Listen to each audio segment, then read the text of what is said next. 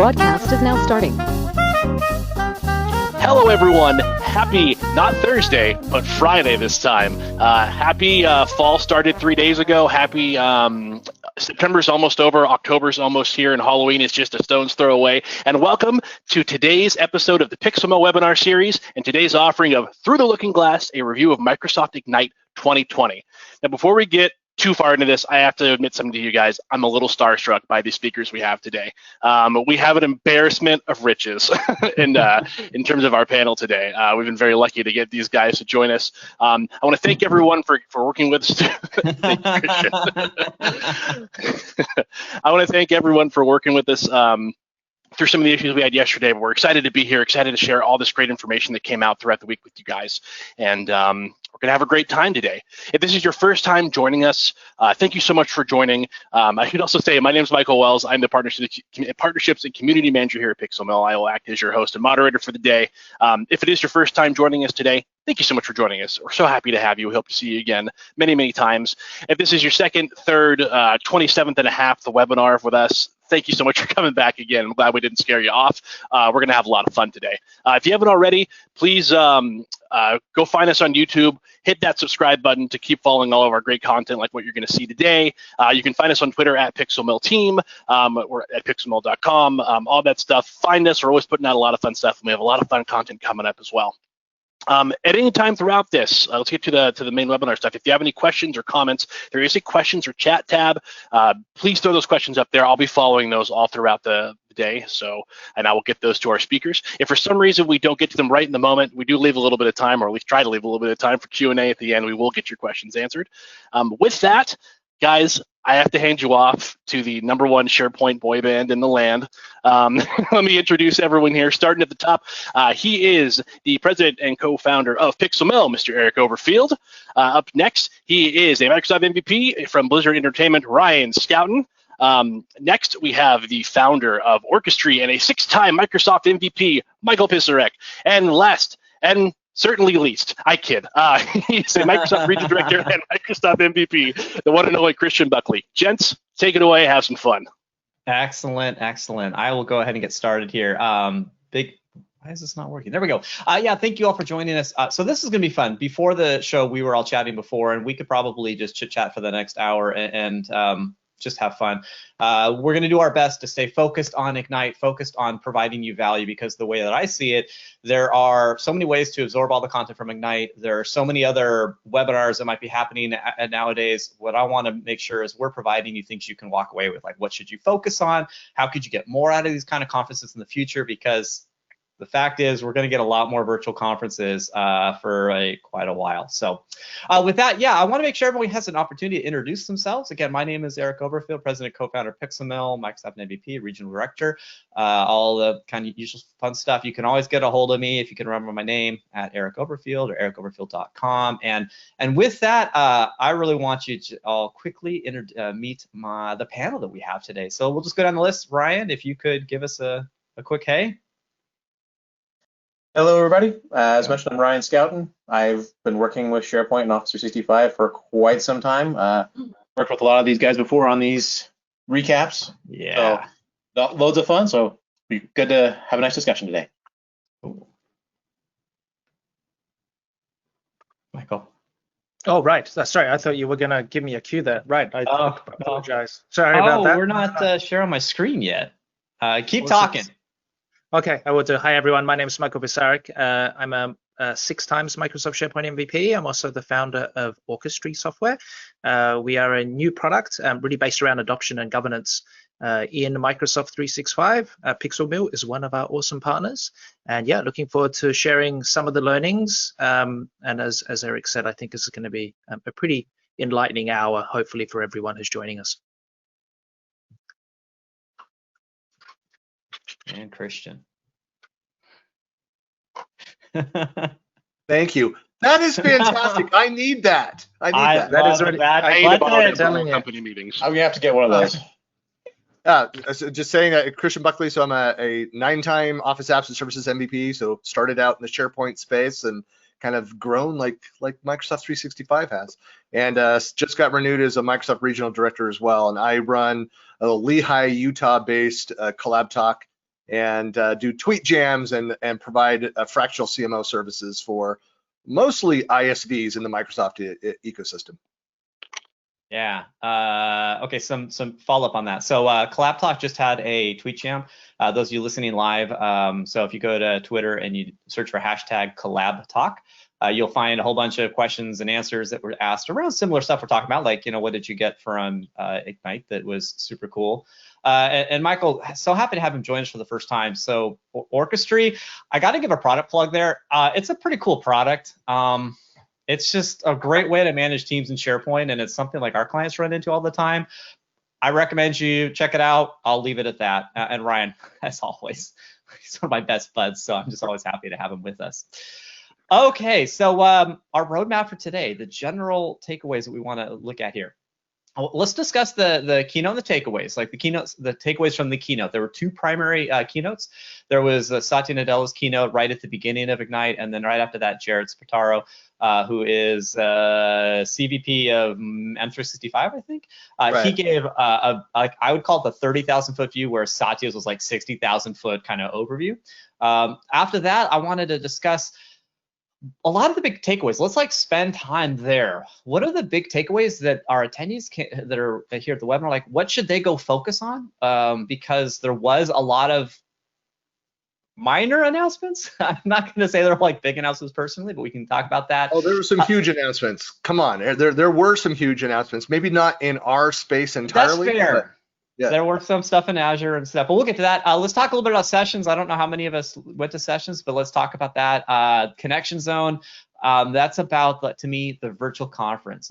Let's talk about how we all could try to benefit from it. And I know we've got some need to improvement kind of discussions, so let's do that as well. And the Q&A, please ask the questions during this. One of the big values you're here is live with us is because you can ask us the questions and we could address those concerns right away rather than just watching this as a recording. Again, always subscribe to the PixelMill Webinars so that you can go ahead and get updates on when these things are going to occur. With that, let's get going. Keynote. Who wants to get started? What do you think? What happened? Could anyone give us a quick overview of what's going on there? Don't make me call on you. Overview of everything. Wow. Now, you know, I like one of the questions that I always like hearing people's takeaways. One of the reasons I run the tweet jams after the major Microsoft events is because I may have focused in on one area. This is what I heard, and then get those other perspectives. But one thing I think was consistent when I asked the question of, you know, kind of what were the themes of the event. Number one, not surprisingly, with all the work from home that's going on right now, is the resiliency. And so there was so much that was built around that. So much of what Satya talked about and even, you know, Jared talked about was really around support for, whether you call it the new world of work that we're in, but the resiliency, the online aspect. Of course, we all work in this technology and have for you know, a good portion of our careers. So not surprisingly, it's more of the same for us to some degree. But it was great to hear, you know, the focus on that and also on a lot of the soft topics. And so there's, of course, product announcement things around that. But it's, you know, even for somebody that's been working from home for the past decade, it's different. I can't take a break by going and catching a movie for a couple hours or going to a restaurant and sitting down. And so even I'm feeling more kind of locked in. And so having features, having capabilities that allow for that, help me to take better breaks, to make more of my time in between, and to get better about how I'm scheduling the content I'm consuming, the work activities to take care of myself is important. Yeah. I have a question around that actually. For you. Christian was talking, but it's kind of open to everybody. So there was clearly this apparent focus on employee well-being, which was pretty cool to see. What do you guys think is the most important feature or announcement that came out that's addressing that concern? One of the things I saw that was kind of interesting was the integration that they're working on with Teams for being able to do like mindfulness and be able to turn and change some of the aspects. Say, hey, you need to be able to unplug. And even they'll talk about changing. We all had a commute. Now, Some of us, when you work from home, that commute may be, okay, I have to walk downstairs. I have to go walk to my office. Everybody has a commute of some sort. But to be able to convert our commutes back to a lot of what it allowed us to do before, which is to reset and recalibrate, be able to say, hey, we've got to disconnect. Here, I'm transitioning from home life to work life and back again. So being able to focus on that transition and be able to say, hey, let's disconnect, let's differentiate these two. So a lot of people just kind of get in the rut of, okay, I'm just going to work and get burned out because they don't have the separation. Yeah, they call that the virtual commute, wasn't it? Or something close to the virtual commute? I think so. Yeah. No, right. I really like the focus on wellness as well. I mean, I think that the integration they're doing with Headspace, I think it was the wellness app. I think that's a really great idea, and I think the idea of moving some of the My Analytics or My Analytics or My Workspace Analytics or some of those capabilities into Teams is, I think, super useful, and a lot of really subtle stuff. Like I really like the idea, and I'm not sure if this is new or not, but this idea that if you're a meeting organizer, it'll tell you have 5 minutes left before a meeting ends. I think all of those really subtle changes and touches are super powerful, and I think honestly Microsoft should be applauded for some of this stuff, because especially around the research they've done on like the meetings piece in terms of meeting fatigue and some of those things, I think super interesting and super fascinating. I'm a huge MBA fan, so I am trying to get tickets to the virtual kind of seats that they have, which is run through Teams, which I think is actually super awesome and super neat. But even helping with that meeting fatigue, I know it's something that I've experienced, just sitting in front of your computer for 8 hours a day, just pounding meetings hour after hour, day after day. I think that's definitely a good direction to go down. Good idea for swag that Microsoft could send out to people that register early for an event or something, for an online event, would be those glasses that filter the blue light. Yeah. Oh, absolutely. Not a bad idea. Oh, there we go. That's what I got. I love them. I was just going to say that it's something that I miss from commuting, which is kind of a funny thing to say. And I've not really had a commute for more than a decade. Yeah.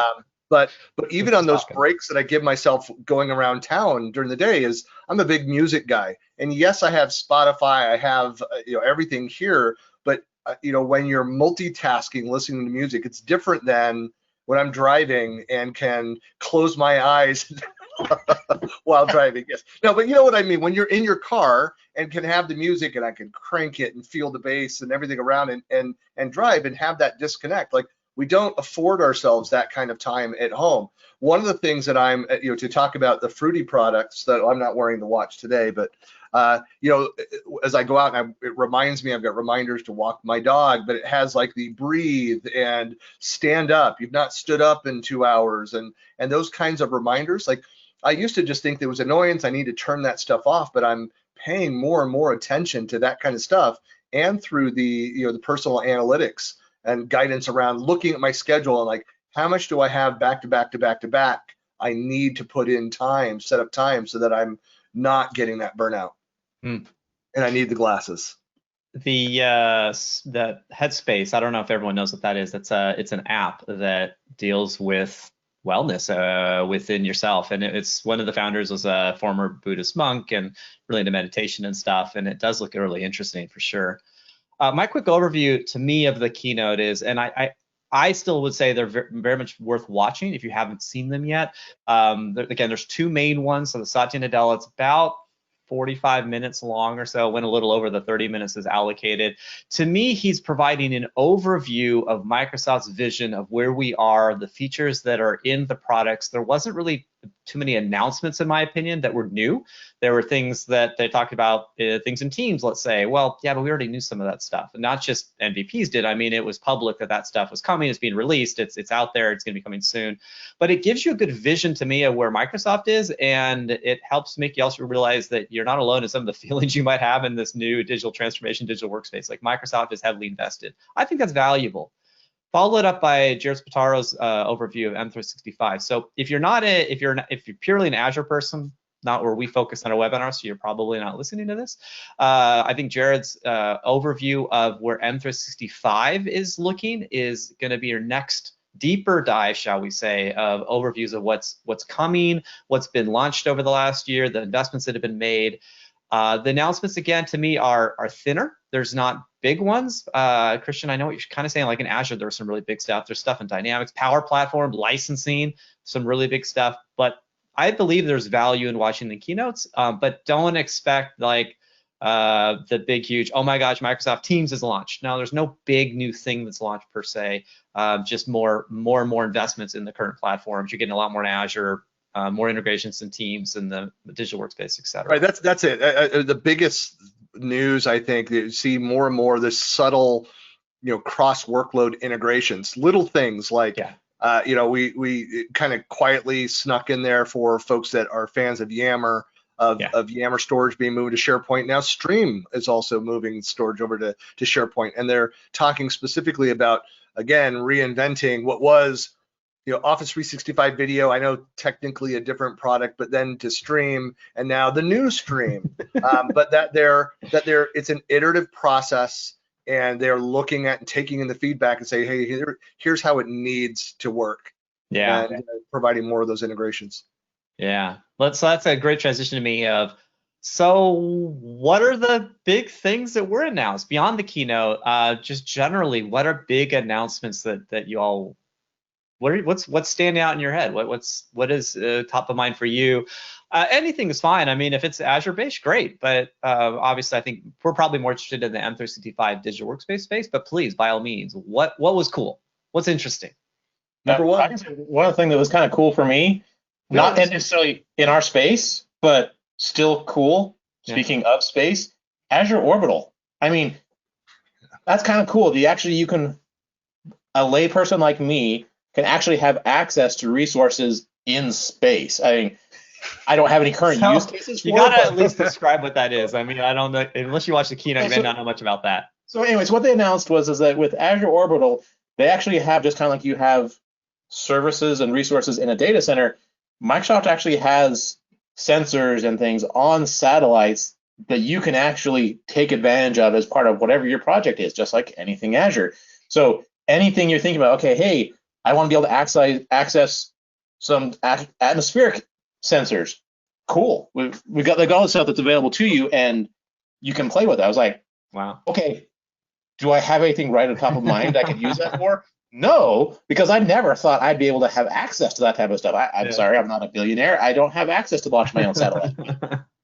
So the one thing I saw is just to be able to have that is cool. Space has always been cool, but to be able to say, hey, now I can do that, cool. I have got a son who's at the University of Utah, and his major is atmospheric sciences, and he's kind of not minoring, but focusing. He's learning Power BI and a bunch of these other data analysis tools, which I heavily pushed him towards to go take a look at, being an important aspect of many industries, but especially his.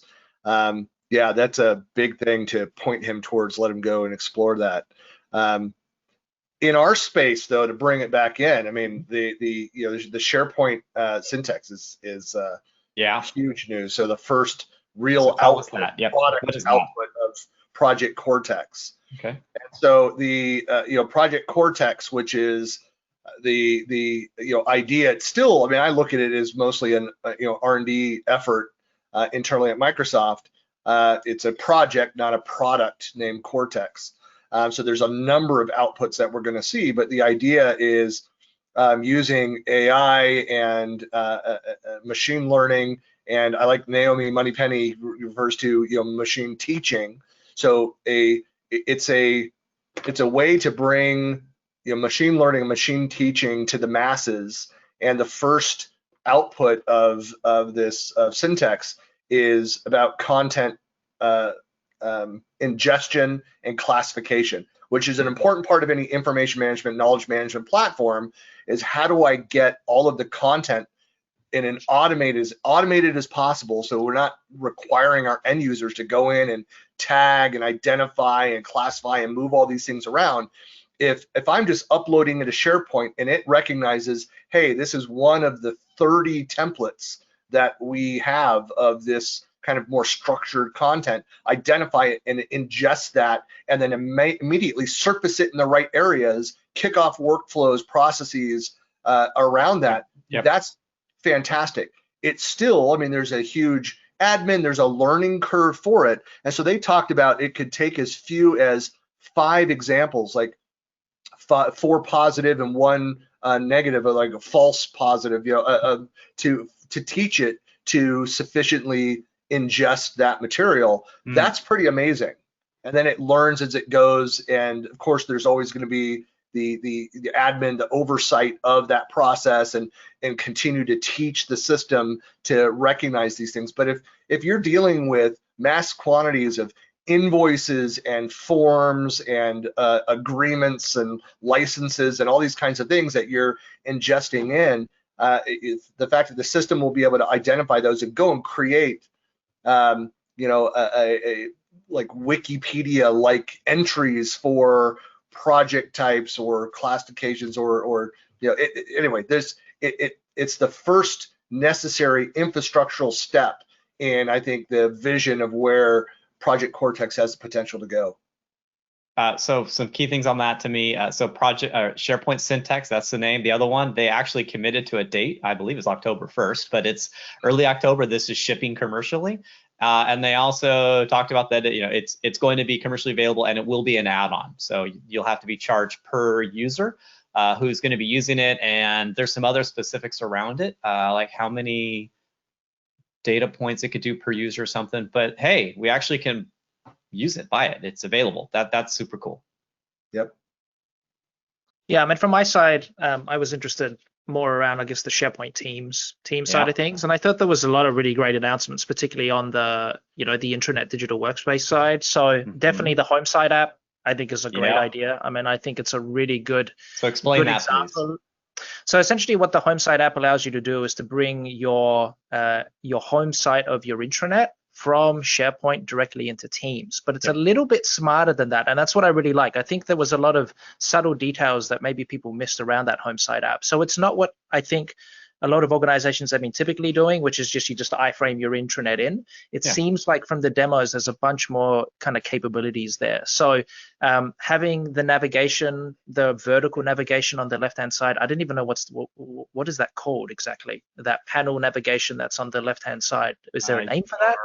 Current navigation, isn't it? Is it? Yeah, I got no idea. But the idea that, like I said, you can actually bring that in and have that now consistent between Teams and SharePoint, I think is super useful. I really like the idea, if you click on that home site app, that navigation comes down as well. It's like a little piece of extra functionality that you wouldn't be able to do normally, through Teams. So there's a bit of kind of Microsoft magic there also. And just the experience of viewing what they do, it looks like they strip off some of those navigation elements across the top, which makes it kind of much for a nicer full page experience. So I really like that. I really liked some of the news features as well. Really subtle stuff, but really powerful. So the news boost feature, I think, is really smart for corporate comms. So this idea that you could post a news article, you've got much more control over not only where it appears, but how long it appears for. So this idea that you can have a news article, you can say we want it to, be here for a certain date, or even down to how many times that news article was viewed. I found that a little bit odd. I don't know exactly the use case for that. I'm sure there is, but the one I do like is you can have that news article appear until the individual has read it. And that is super useful. That idea that if you're sharing a coupon and only 5 people can use it, I mean, then there you go. Yeah, there you go. Yeah, no, that's cool about that along the same lines is the digest. Using learning to say, hey, based off of the news, instead of just saying, hey, here's everything, it actually learns, here's things that you actually care about, and we'll send you an actual digest of all the messages. It's like, okay, I've had people ask for that. Was like, hey, can we get a cool digest? I'm like, no, not really. You can kind of pull stuff out, but no. But this is kind of cool actually to be able to include that. What was that Adam Sandler movie where he's got that remote control and he's fast forwarding through life? Is it going to start editing out things which suddenly we realize are important, but we can't view it because the AI has already decided, like, you've cut it out the last 5 times I've provided it. I'm not going to show you that anymore. I know what you're talking about too. And I've been watching Black Mirror, and there's some stuff like that in the Netflix show. Black Mirror. Right. There you go. Thank you. So I wanted to bring the the last two things from Michael and Ryan together. There's a term that I had heard, this is the first time I had heard it. It's Microsoft's collective term for those that are being charged with communicating with it within a portal, and they're called the Communicators. So there's a lot of new tools around for communicators, such as the idea of this boost, such as being able to promote news articles across multiple channels quickly, Outlook, Teams, Yammer, things like that. So there's a lot of information for communicators. If that's what you're charged with in your organization, there's going to be some things you're going to want to pay attention to. Now, and just before you go on, go ahead. Just before you go on, really good analytics. That was a huge point that, I mean, when we used to do intranet digital workspace, like kind of, engagements, analytics around news articles now, some of those new analytics capabilities are amazing. And everyone's favorite web part, probably the most built custom web part ever, the organizational chart web part, is coming out of the box. So big news for everyone. It only took 10 years, but there we go. Every client, they want analytics and organization chart. Yeah. I was just going to say, Eric, just on the line of communications, and again, not within our space of the M365, but in the Azures, but is the huge announcement. It was part of Julia White's demo. It's the Azure Communications and the Dynamics 365 announcement. So this is an end-to-end omni-channel solution. No other vendor OEM has something like this that's out there. I mean, I spent more than a decade in the telecom world and was more on the unified communication side when I joined Microsoft back in 2006. And so I've kind of watched from the outside of a lot of this development, but it was brought up in the tweet jam today by a couple of the UC MVPs, Tom Arbuthnot and Adam Ball, both talked about it. But this is a massive deal. And if you go look at the demo, it's really impressive. So if you're using, like, for example, I mean, it's you're aligning sales and marketing with support with the customer in real time in your CRM as a support call comes in, and the transcription services of the phone, having the phone, one solution going to be able to provide this, and it's capturing all of that based on the analytics that, the call, the system can automatically flag something, keywords around it, notify other people in the organization, kick off other things, surface other information dynamically for the person on there. Just some really cool scenarios that come out of this technology. So that's very exciting, worth going and looking at the Julia White demo of that as well. So that was Azure Communicator. That's the big buzzword there. It is pretty impressive. My understanding of it is it's basically the back end of all of Microsoft's communication platforms. You can tap into that now. Yep. That sounds pretty cool. And I think that's for one of the other topics we're discuss of what else Microsoft could be doing is I think I heard this again and again, the ability to be able to tap into the API around some of the features that they're announcing is going to be increasingly important. So it's not just about the front end user experience. Those of us that build on top and provide end-to-end solutions for customers need to be able to tap in and leverage these things in more in-depth ways, and that should be something that is also out in front when a new product or feature goes live. But hey, go ahead. Yeah, I mean, the other thing for me, which almost didn't get, I don't know if it was just me, maybe, but it almost didn't get as much fanfare, was all of the stuff around search. Like, there was so much good new stuff provided around search. And a few years ago, everyone was really hot on search. And I think when we moved to Office 365, I think search was a little bit of the forgotten stepchild there for a couple of years. And I know a lot of these have been kind of announced, but the one that I really like, once again, it's a really subtle thing, that ability to have a conversational search where you can have a search vertical for conversations from Yammer, from Teams, from anywhere, basically. I thought that was huge. I thought that's a huge deal. And also the graph connectors. Yes. The ability now to index content external to M365, I think that's absolutely massive. And I think that's going to open up a whole range of possibilities. And I think search is going to get a bunch more love than it has been over the last couple of years, where it's been fairly limited. Some of the PMP stuff that people did was incredible to kind of plug that gap. But it looks like Microsoft is making a pretty big comeback in the search space. So I would definitely be following that.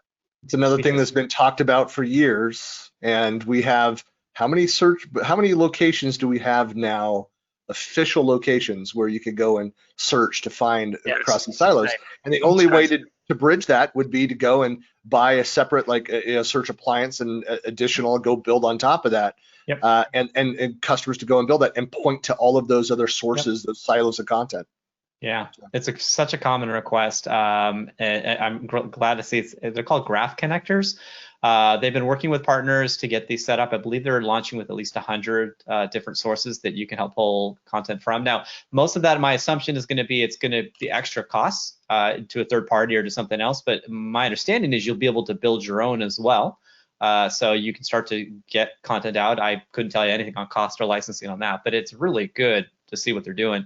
As they continue to build out this more universal Microsoft search, I'm definitely excited to see how it's going to be easier to find things. Because Teams, for sure, for me, it's hard to find stuff in Teams. They did make an announcement that there is a new search result piece coming to Teams. It's a whole new UI, is my understanding, and I'm looking forward to that because search in Teams has been lacking for me. It's been a challenge to find what I'm looking for. Yep. Ryan, I had a question for you. You're my Microsoft Stream guy. There's been some announcements around there. Anything that you can share or anything that interests you?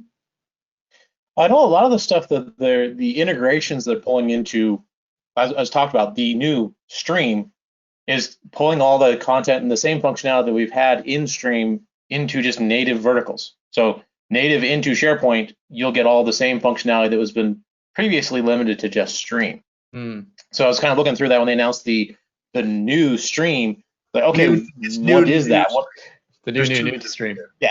Well, it sounds kind of those things we mentioned a little earlier that was kind of interesting. It's okay, we've had Office 365 Video, which was built on SharePoint. We moved to Stream, which is not SharePoint, and now we're going back to SharePoint, and the whole pendulum. But anyway, the thing is, that's kind of interesting is looking into it is they're actually working on a migration process as well, because the current Stream will not work with the new stuff. So it's not like it's just say, oh, okay, everything's seamlessly transitioning.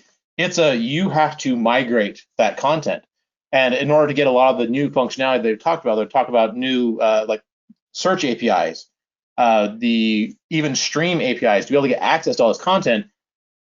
Since the content in the new Stream will be stored essentially in SharePoint, we get access to the search functionality. We get APIs to be able to deal with the files and manage the content that we didn't have before. But a lot of the stuff that was there before, there will be a transition process. So if you're using Stream, you've got to do that migration.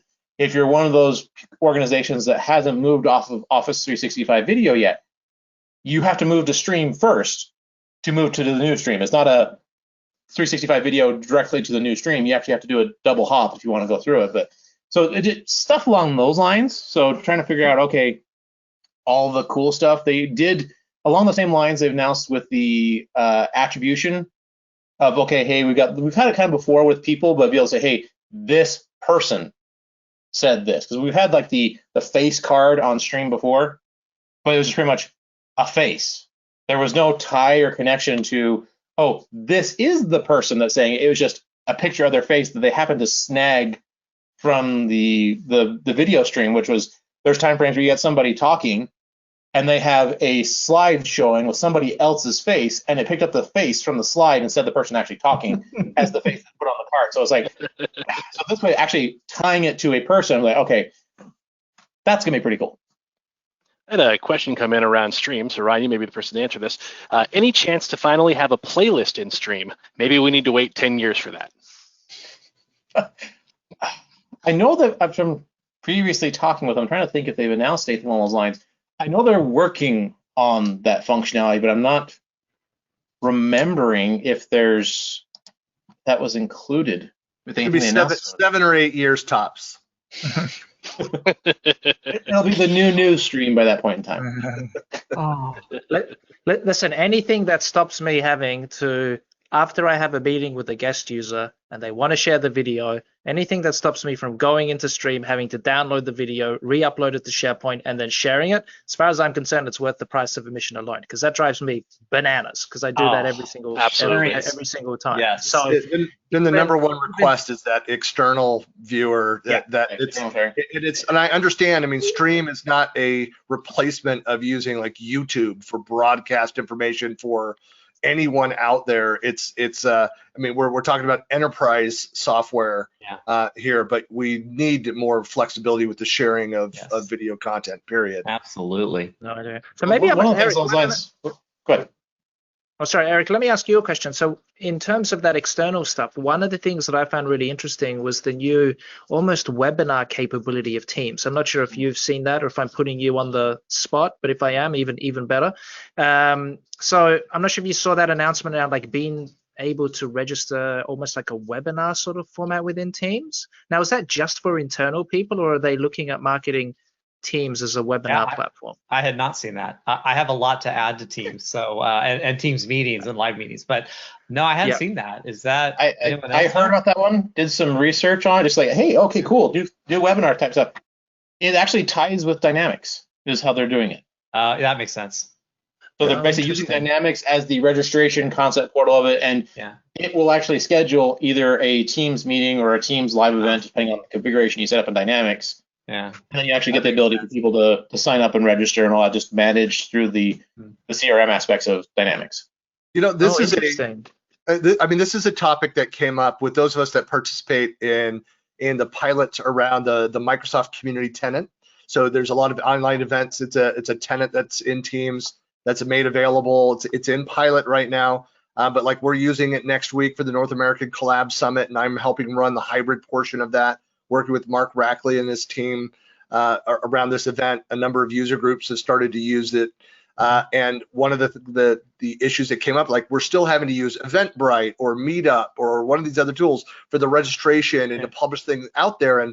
And I realized Microsoft's not in the business of providing a generic webinar platform, but this is one of those things where the priorities due to working from home and everything going on with COVID, where it's forced Microsoft to go and kind of rethink some of the strategy, again, with their enterprise features versus these more mainstream public consumption type features. Like we're all doing this, and I'm still a paid Zoom user. You know, PixelMill, you're using GoToWebinar for a reason. There's reasons for that. Yes. Right.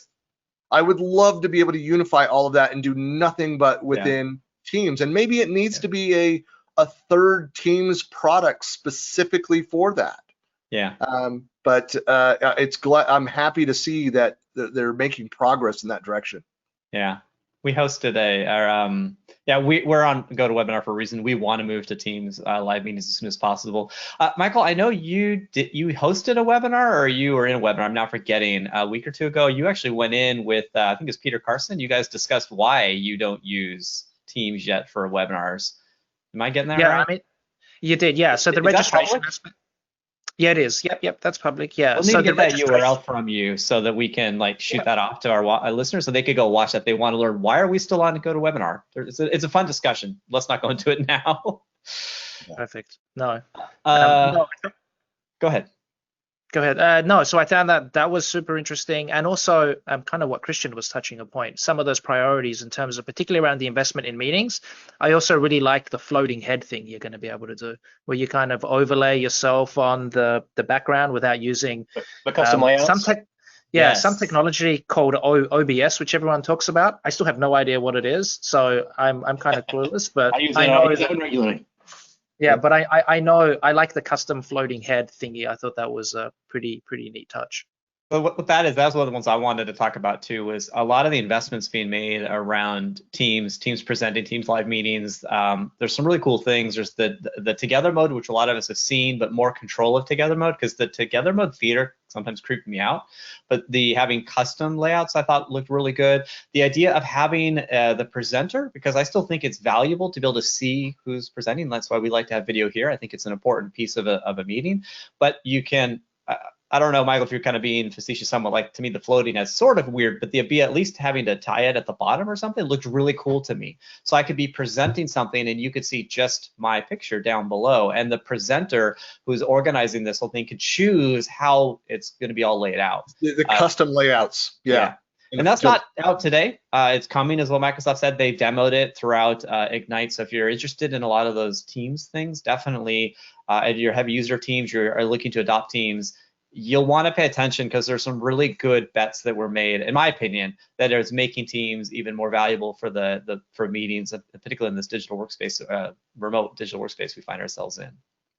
Yep. Some of the stuff and just along those lines, so is the improvements Microsoft is making as well to the number, like historically, as we all know, like Teams meetings, you've had limits on how many people could be in there. So for the longest time, up until pre-COVID, you had a max of 250 people. Microsoft has since bumped it to 300, and as well, they've announced that they're bumping that number up to 1,000 en route to be able to take a Teams meeting up to 100,000 people. How are you going to be able to do that? Well, it's one of the things they're saying is that, hey, as part of this, I forget exactly what the number is, but the first X number of people join as a regular attendee. Beyond that point, it switches everybody else to just like as if they're part of a live event. So they're in consume only mode instead of being able to share their screens and interact with other things. So it kind of it grows and expands based off your needs and the number of people you have in it. Yep. They increased the size of team members to 25,000, I believe. That's huge. That should mean, but I didn't confirm it yet. Your all company, your org-wide team should now be able to hold the same. So I think that's good progress as well. Ryan, as you just said, your live meetings can have 1,000 now, but in listening only mode, you can have significantly more than that, but I don't remember those specifics. Those are all going to be out in their general book of information.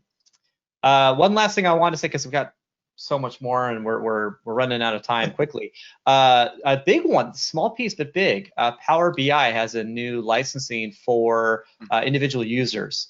That to me is huge. Now I don't have the specifics in front of me, but maybe one of you others know more of the specifics around it. But it did look really interesting, where they kind of heard that Power BI can be expensive for an organization when they have to roll it out to too many people when they don't need as much. They're looking at having an enterprise per user licensing on some aspects of Power BI, which looked really cool. Yep, agreed. I know when they made kind of a change to the licensing model, about a year and a half ago, and there was a lot of consternation out there in the community about it. So they finally got the clarification. Yeah, John White talked about that in our recording and in the session earlier, the tweet jam earlier today. But yeah, it's one of those things that's on my list to look into the details around. Yeah, I'm sure we can spend the rest of the time on just this. So I want to move on. Before I move on, though, and we could keep bringing up more announcements, please. 3 links that I want to show you. We will be providing these in our show notes as well. First of all, Microsoft did release a book of news. Okay, this is an insane document of everything that was basically announced with annotations. So if you want to learn more about what was announced in Azure, business apps, and generally around security and stuff, this is your place to go to. They give a small synopsis, and then after that, they're going to give you links to the deeper articles. They don't link directly back to the sessions, which is kind of a shame. I wish they did, but at least it gives you a good idea. We've tried to distill this whole document down to you in the last 15 minutes or so. So I think we hit the main highlights, but definitely. Hey, can I say on that, Eric, real quick? This is the second time that they've done this as online versus as MVPs. Like we would get a PDF beforehand. Yeah. But they're doing this online now. This is a key thing. They released this right at the beginning of the event. Yep. And so to go and find this, to look at it first thing, and that will help you determine, hey, here's sessions I need to participate in or go look into right at the beginning of any Microsoft event. Exactly. Some big ones: Cortex, Search, Teams, Stream, what we've been talking about. Oh, we totally skipped Yammer, not on purpose for me. There's a lot I want to talk about, but there's some cool Yammer stuff going on. There's another key thing that we have, and this is my big shout out to another really close friend of mine, Sue Hanley. She puts together a roadmap slide summary Christian told me just before before we started here that she found some more updates to add. She's going to be updating this this afternoon, this evening as well. She releases this out publicly. She put it out on Twitter, but I grabbed the quick URL. We'll add this to our show notes. So what she did is go over all of the major roadmap slides that were presented throughout Ignite around Microsoft 365, SharePoint, OneDrive, things like that. Super, super, super cool. And then also, Erica, thank you for just providing us. There's a link to, I talked about, Michael did a session where he talked about why he didn't use Teams for webinars. So this is a link to it. We'll provide this link out to you, and maybe Michael, you can give us like a timestamp at some point. But thank you, Erica, for supplying that. In interest in time, I'm going to keep moving forward, but by all means, let's keep talking about the other stuff. I wanted to talk about sessions. Here's my thought around sessions, though. We could go over key sessions you might have watched or what you think is interesting. Probably it's going to relate to the announcements we just had. But what about like how you managed to learn from home? Like, did sessions work? I know I think some of you probably didn't get to watch too many sessions, if any. But like, what are your thoughts about sessions and experiences in the virtual conference? Anything like advice you can give, or what your findings are and what you think might work in the future? I know we talked about it kind of before. Mm-hmm. You need to treat it like a real conference. Because my problem is, as some people have had, like, okay, it's virtual, so okay, I'll just kind of have it going, listening to sessions. Sure. But to be able to focus on it and be able to pay attention to things that are going on, I had too much other things going on, and we talked about it a little before, but I was a victim of the buffering because of the high demand sessions so it kind of made it hard to get into the groove when I wasn't able just to focus and dedicate time to it. So that's one of the things I would definitely say, hey, even though it is a virtual conference, set some time aside. Tell your your bosses, bosses, I need time. 100% agree. Yeah. I did incredibly badly. Like, I had time in my calendar blocked off, Sure, and me then too, people were requesting meetings. So I was like, I might as well take these meetings. And then I forgot what was happening, and then I had to go and watch the recording, which was kind of a shame. So I mean, I think it's really difficult. I know we chatted about this before. It's hard. I think you have to treat it like a real conference. I wonder from a technology standpoint if there is something that they can do in terms of connections and real time and chat or whatever that is, right? In terms of making it feel a little bit more like a conference. Mm-hmm. I do like it on one hand that I can watch the sessions whenever I want to. So that was good. I think I told you guys before, I found it very odd that some sessions had limits. That didn't make any sense to me, considering they were online. So explain that. What do you mean by that? Well, some of the sessions, and it could have been just me, so don't take this as gospel. I tried to register for them, but essentially it wouldn't let me because they would say the session was full. And I was like, this doesn't make any sense. Why is a virtual conference full? Why is it full? I completely agree with that decision. Yeah, absolutely. So I was going to bring up just to that point, Michael, is that I was going to bring up the fact that they are, when doing something this comprehensive, this huge is Ignite. One of the things that they went and did is that we had no 60-minute sessions. It was everything was shorter, everything was condensed. What do you really need to know about that? If it's content that's going to take an hour, you split it into multiple, break up your topic into multiple sessions around that. And then for those that are meant to be interactive, I don't want to try to be interactive with 300 people in a space. I want to have 30 people at most, or 15 people. I know there were some of those spaces where they were limited to 15 to 30. It was really small. Yeah, right. Okay, that makes sense. Intentional to be interactive. So that's why they really made as part of that. In fact, I had one that I was supposed to participate in the evening, and like 5 minutes beforehand, I had to go do a client-related thing, jump another call, and so I made sure I went in and removed from the RSVP, so freed up my spot. And they really try to emphasize that point. If you're not going to be able to participate, you need to cancel that so that that spot can be opened up to somebody else. I thought that was a smart thing. Yeah, but I can see still 50% of people, I made up a number, would not. They would forget. They wouldn't read it. They would, yeah. But that's also analytics that you could look at as an organizer and say, how many people want to do an in-depth? It's not just a session where we're broadcasting something out. This is an interactive session. It's different.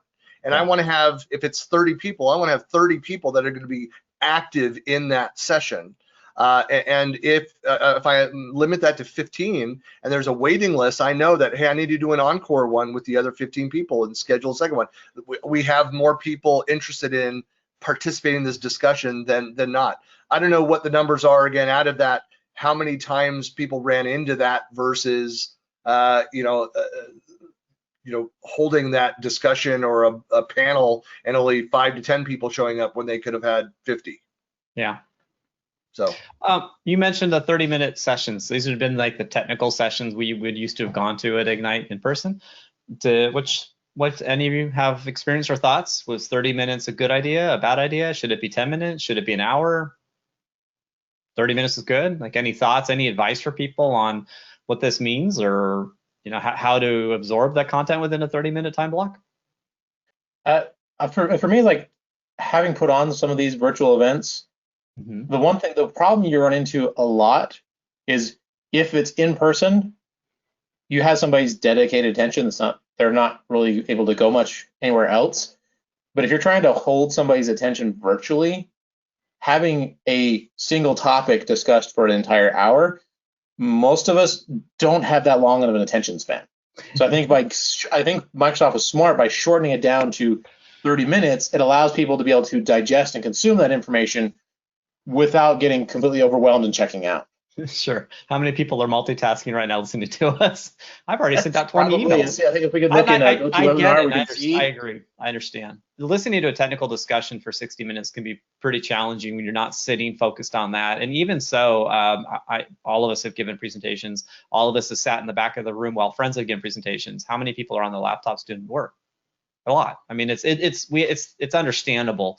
I'm hoping that at any given moment, including this webinar, I'm hoping that people take away like 3 key things. They hear something around an announcement they really like. They maybe hear something around how to attend virtual conferences better, and maybe another cool announcement around Azure, because that's what's reasonable. But everybody's going to take away 3 or 5 key points, and that's the way virtual conferences are. I thought 30 minutes kind of is good. I get it. I understand the attention span thing, that an hour is probably virtually a little too long. 30 minutes is tough, especially on some of the other Ask the Experts and things. I thought that the Ask the Experts, there was a lot of questions that went unanswered in the ones I participated in, and I felt that was a shame. Well, so two things. I absolutely love the backpack feature, the capability. So a lot of what I did for the ones that if I watched as much as I could, especially on Tuesday, I spent most of the day Tuesday in the content and participating, and blocked out everything else as much as I could. Nice. But more and more, I said that we're overlapping other activities, as I would go and add those sessions to my backpack. So I've started to go through what's in the backpack. Hey, I was able to see that one after all, but I could go watch the on demand. But the part 2 to this is, I think, kind of a lessons learned, is you almost want to have at the end of that 30-minute session, because you're right, if there's a big announcement and you show some demo, you can't, it's not interactive, it's not meant to be. Most of those are pre-recorded, but you've got all that content to consume. There should be then, and there was in the bottom right, other related sessions and topics, but there should be, for events that I'm doing, this is kind of the lesson learned, is having those resources of what to go do next, or to point to, we're specifically going to have a 25-person interactive, we're going to do it 3 times, 3 time zones. Don't register if you're looking for just another sit and watch. You're going to be interacting, but promote that heavily as at the end of those content sessions. You have to provide a way. In this day and age, you can't just have a one-way presentation of content. No. You have to provide that level of interaction. And so if it's not there, I mean, that's going to be #1 complaint from people. Well, to me, definitely, if you're going to have a time slot for that session, to me, the value, it's the same thing why there's the value of this webinar being live. Because this is going to be on YouTube. A lot of you are probably watching this after the live. But the value is you can be here and you can participate with us and ask us questions. It's the same thing during a session. If I'm going to join a session at 10 o'clock that I could watch on my own at 10 p.m. instead of 10 a.m., and there's no difference, why would I attend it at 10 a.m.? Just release everything at once. I don't know, it just doesn't make sense to me. But to me, there's that value of having your presenters, even those pre-recorded, because I actually like the pre-recorded. It just takes care of it virtually, just takes care of a lot of things. As a presenter, it allows you to massage the content down to that 30 minutes well. So you maybe pack in some more powerful words and get a tight messaging. And then you can have side conversations while the content's going on. And that can be very valuable. But again, it has to be, to me, a two-way conversation when it's live, because you now know the presenter and their SMEs are going to be there to be able to have side discussions when you have a question like, wait, what did you just say? Could you tell me more about that? Yeah, I totally agree. I mean, I think if they're live sessions, I think, we're probably not good at doing these big live events yet because it's so new for everyone. But even something as simple as, in GoToMeeting, for instance, you can have a survey that comes up halfway through, or even that sort of interactivity, I think through those live sessions would have been really useful, particularly if you've got, a couple of thousand people on one of these sessions trying to get some information from them in real time. I thought would have been a nice touch, but I didn't see that in any of the sessions that I was in. Yeah. A couple of questions come in too, checking to see here. One of the ones they mentioned there is the Microsoft's acquisition and integration of Mover. It's one of those things. I've worked with the Mover guys on some transitions and some migrations. The products are pretty cool, but the things they're demoing of the full integration with the admin center and those sort of things, it's a lot simpler than even what it was previously. Well, one of the cooler features, it's a small one, but I just said just because I had this pain so many times was that SharePoint, the ability to do the permissions management at the time that you're moving a file across environments, so that you move it over to the environment, it'll adopt the permissions of the location where you drop it into, or you could change it based on the individual needs, that item level that you move across. So I thought that was really powerful. You want to put a lot of these actions on things that we're doing. People ask, why is there a duplication of capability across different workloads sometimes? It's because when you're in context and you're working at that activity, this is a common thing. I move it over. Do I have to go back into and change all of the permissions to adjust for that one item that moved across? Or could I, for that one item, say everybody that's already within this team, within the site, have access to it based on those permissions, plus this one person to this one item, modify it, customize those permissions. I thought that was really cool. Let's see. Also, Igor, thank you for sharing. There's another site that he recommended, which is adoption.microsoft.com/virtual-hub. So we'll be sure to get that out as well. Another cool resource. And yeah, okay. Yeah, and a sub-link to that one too, Eric, that you should add, because the adoption site, it's constantly being updated. Adoption.microsoft.com. Right, but there's specifically within that is the virtual event or virtual meeting guide. That's a brand new asset that was pushed out there. Caruana talked about it, and it's on the adoption site. But that's fantastic. That if you have not run and you're looking to run a company-wide live events session, you want to know how to do this for your user groups, your community, then it's a fantastic and detailed resource guide. Yeah. Okay, so we've got, so we go to 15 minutes after, so we got 15 minutes left, which gives us just a little bit of extra time to discuss. So connection zone. Now, what I mean by this, my thought here was originally like, I go to conferences mostly for my interactions with people. It's to be able to talk to people. It's the community aspect. It's going to the expo hall to meeting sponsors. It's going to the expo hall to just chit chat with people where the experts are hanging out. It's even eating meals with people, just like meeting the person at the table next to me and asking what they do and learning about how they're using this technology platform and stuff.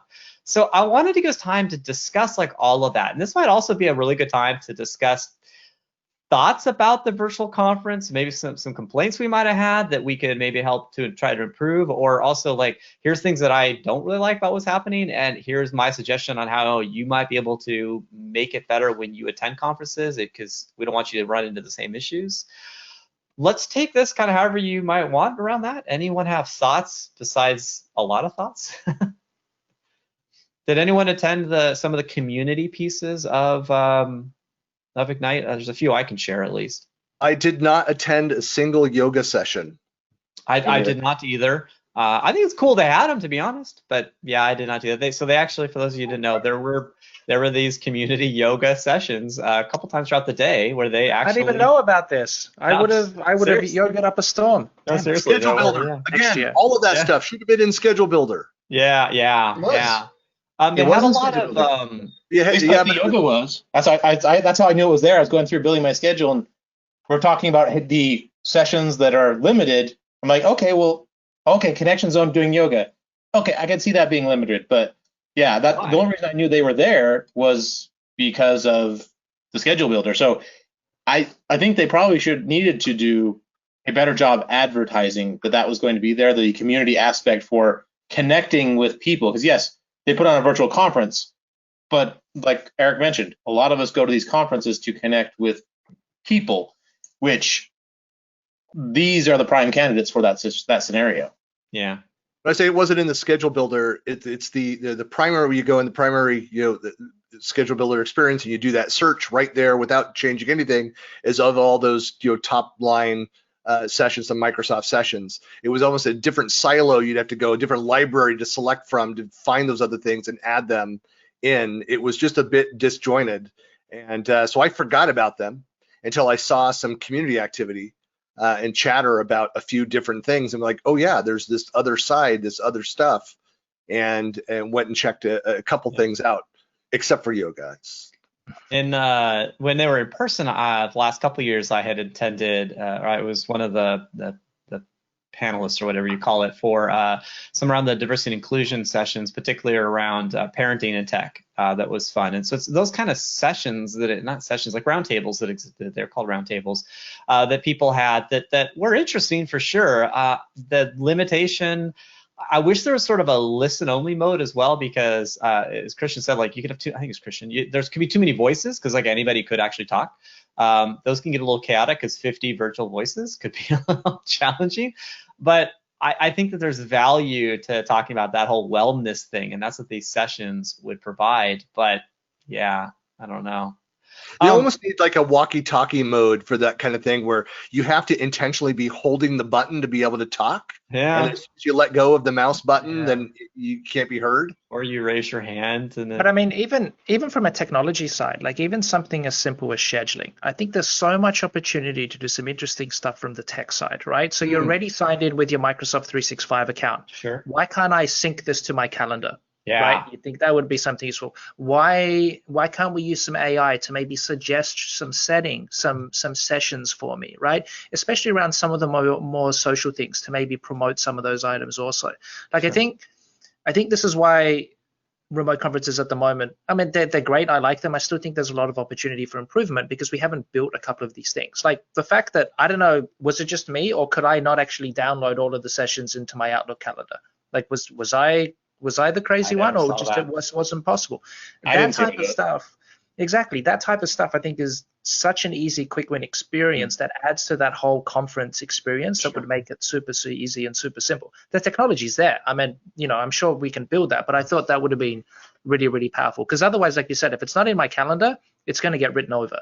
Yep. And for me to go between the session builder, which was much better than previous years, I have to say, it was pretty good. Mm-hmm.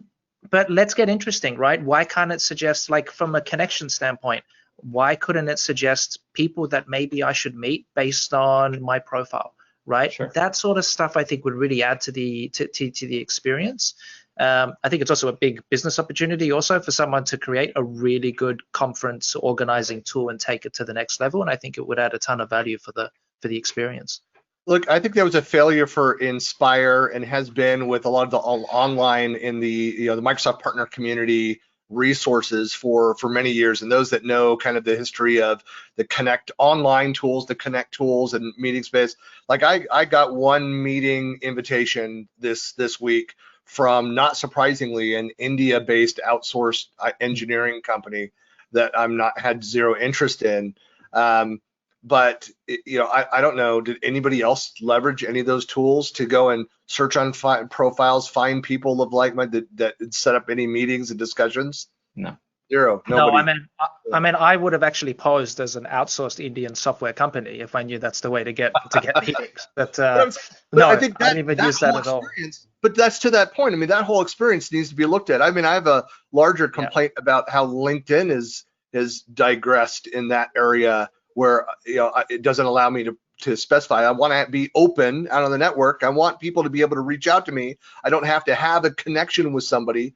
I'm in that open network, but I don't want to hear from outsourced engineering firms, period. I'm not looking for lead gen services from quasi-marketing companies, period.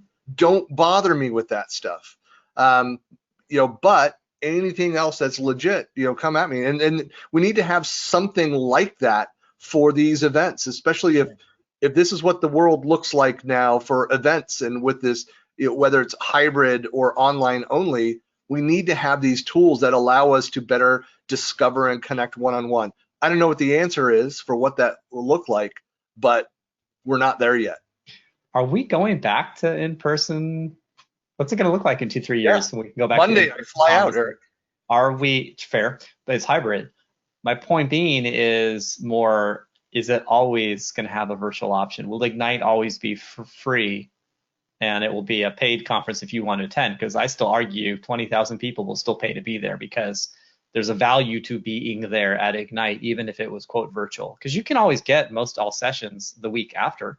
The Keynote's always streamed live, or it has been for a couple of years now. So to anybody, I don't know. Yeah, my question what is it going to be like? Are we going to be having a 30,000 person conference anymore? Yeah, we will. Are they I say we back down. That'll be interesting to see how it plays out. That's fair. I think we will. I want to know what. So Christian has talked about their North American Collaboration Summit. It's put on by a friend of all of ours, Mark Rackley.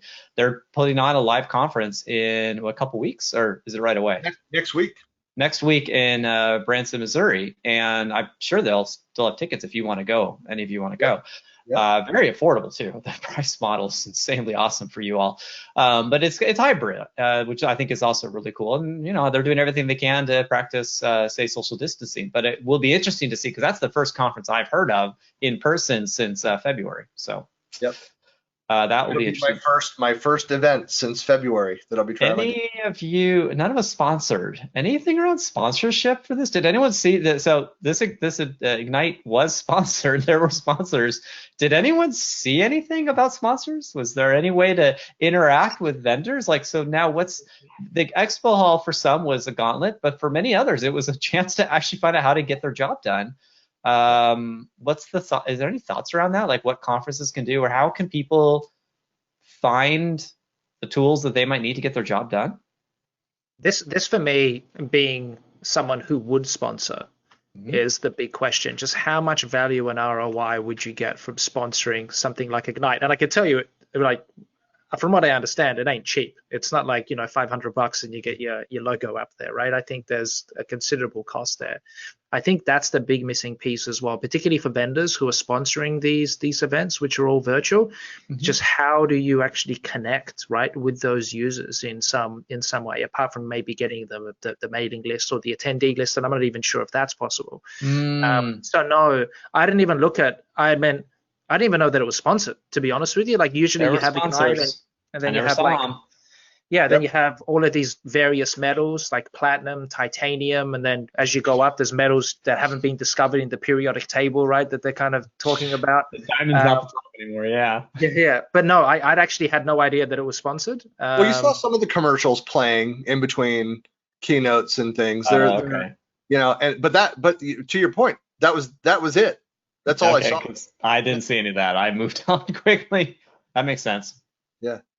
But was there any? Sorry, Christian. Was there any sponsor-led sessions? Because remember, that used to be a big thing at Ignite, right? Where there used to be a ton of, here's the story of our product and how it helped that, and those kind of sponsor-led sessions. I don't think I saw any of them. I didn't see anything like that.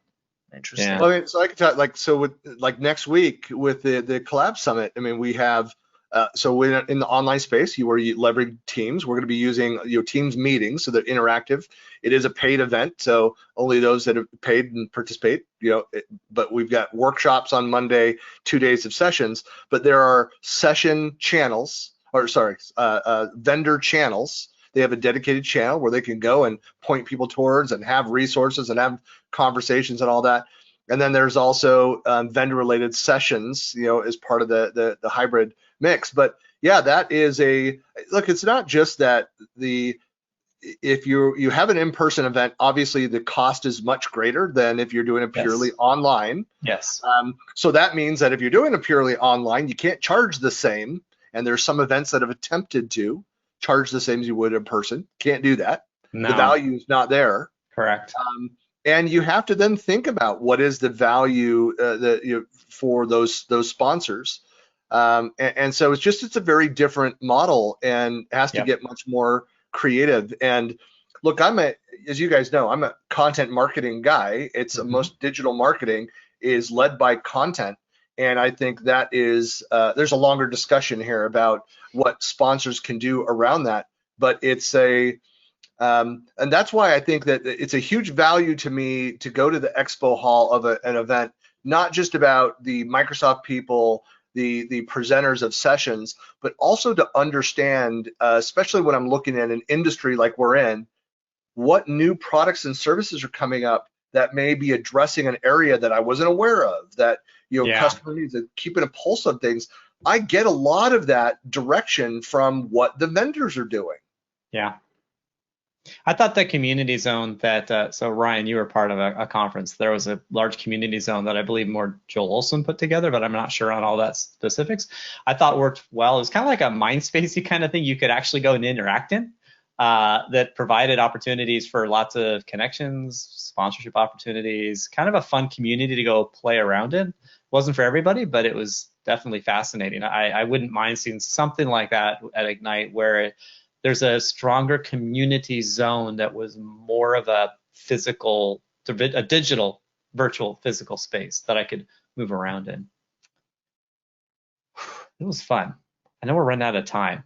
Can we give you all 30, 60 seconds all? Like, how would you wrap this all up? What were your thoughts here? Any last words you might want to say? And kind of start the list. Ryan, anything in particular? I think we covered a lot of the big details. It's just, like I said, just adjusting to the new, hate to say, norm that is virtual events and how we can consume it. I think Microsoft has done a pretty good job of combining and condensing everything.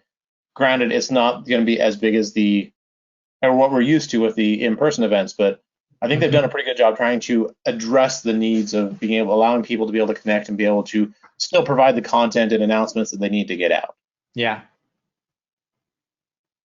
Yeah, I liked it. I hope we get to 2021 and we do have in-person events again. I think that's a bit of a different story. But no, I thought I think could still happen. I know. It's a school bus. Yes. No, I think it was. I think it was well executed. I think really it was more. I think with virtual conferences, the onus is almost more on the person attending than it is in a physical conference. That's because fair. You have to be very, very diligent, and I just wasn't.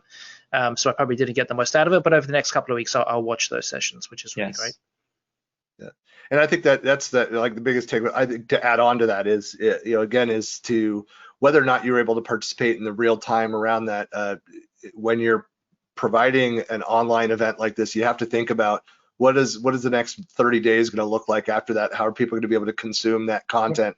What other additional value? Because it's not Microsoft that will fail miserably if they don't think about what's going to happen over the next 12 months until Ignite, or however long until Ignite happens again. Is that officially announced out there? No. I haven't seen it officially. Yeah. So anyway, so whenever it happens next time, is keeping the discussion going. Again, that's been a problem with Inspire, the partner conference, for years. Is how do you keep the dialogue going? That's true for user groups. How do you keep the dialogue going in between the next 30 days till we get together again? So it's not an Ignite specific thing, but I think there's an opportunity here for partners to go in and expand on the assets that have been created as part of this event, and to continue talking about and discussing in smaller groups in our local communities each of those different topics. And there's just a wealth of content that's out there. Yeah. Along those lines, just doing a little bit of searching here, looks like Microsoft is doing a second half of Ignite in March.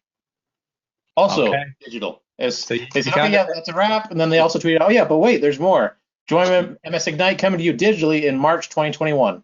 There you go. As long as it's public. There you go. Yeah. Good. We'll learn more in a bit. Thank you for sharing that, Ryan. So in general, a big wrap up. Thank you all for joining us for sure. Okay, my thoughts here is, I think overall it was a successful conference. It was definitely different. Lots of lessons learned for everybody. Us learning how to consume this kind of content, focusing on a conference, telling our bosses, hey, look, we need to attend. This is our training for the year. We need to spend the 2-3 days that it is to do it. It's free. It's just super cool as well. The big takeaway I really want you to walk away with right now, though, is check out the Book of News. We'll have it in our show notes. If you Google Microsoft Ignite 2020 Book of News, you should find it as well. It's a public document as well. And scour it for what you're focusing on. If you're a Teams person, that's what your organization is moving to. You've got your key piece there. So lots of other things. This will be up on YouTube shortly, so you can always rewatch it and go back to that time to remember what are we talking about. We'll have more links for you, etc. Before I hand it back to Michael Wells, I want to say to the rest of the panelists, you're all my friends, thank you so much for joining us. I always appreciate the time we have here. And yeah, I hope to catch you all soon. So Michael Wells, back to you. Yeah. Guys, let me echo Eric's sentiment. Thank you so much, Michael, Christian, Eric, Ryan. Thank you so much for joining us, guys. This is it's a pretty cool week we had with this. So thank you for sharing all your thoughts and whatnot on all the stuff that came out. Just a couple quick things, guys. The PixelMill team does have a blog up with all the sessions that we thought were really were some of our favorites. We did specify them toward developers. We have another kind of agenda that we put together for power users and another one for admins and IT pros. So check those out. That's on our blog. We also are putting together a kind of what was in our team's backpack.